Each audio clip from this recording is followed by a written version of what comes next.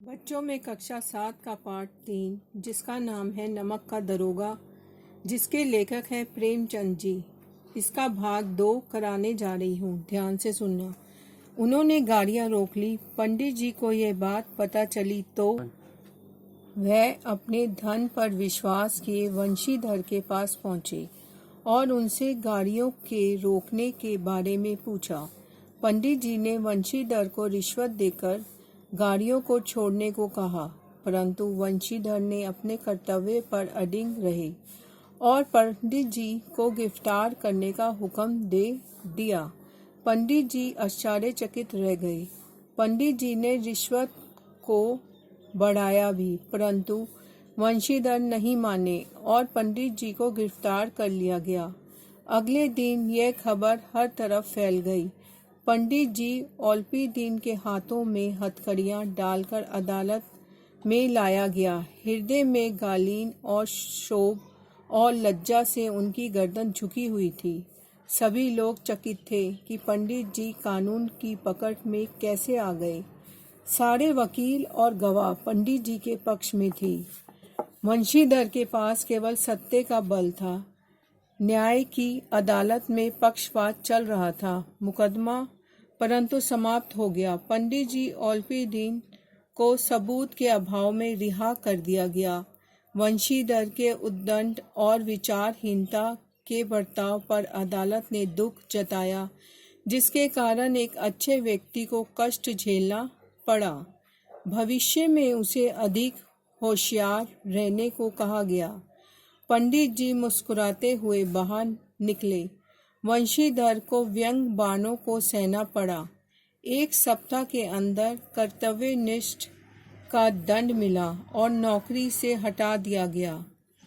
पराजित हृदय शोक और खेद से व्यथित अपने घर की ओर चल पड़े। घर पर भी किसी ने सीधे मुंह बात नहीं की। 1 सप्ताह बीत गया। संध्या का समय था। तभी वहां सजा हुआ रथ आकर रुका। पंडित जी ने देखा पंडित जी हैं।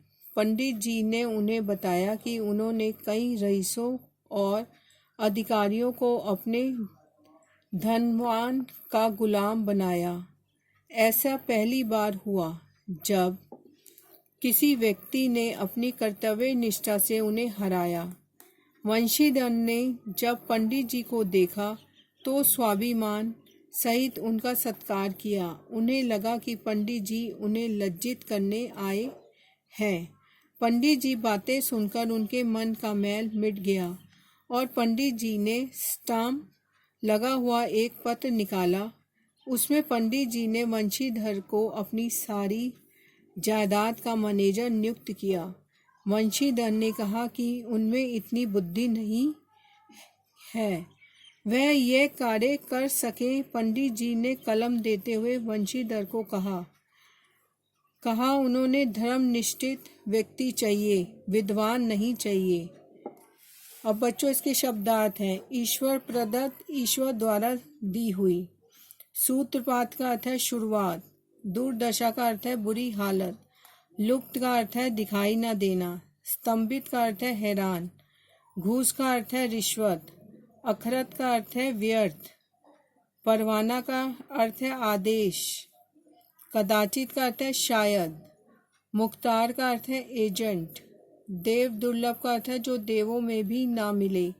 अटल का अर्थ है जो हिले तक नहीं। अविचलित का अर्थ है जो विचलित ना हो। निर्मूल का अर्थ है जिनका मूल आधार ना हो। उज्जवल का अर्थ है स्वच्छ। बच्चों, ये आज आपका पाठ पूरा हो गया। धन्यवाद।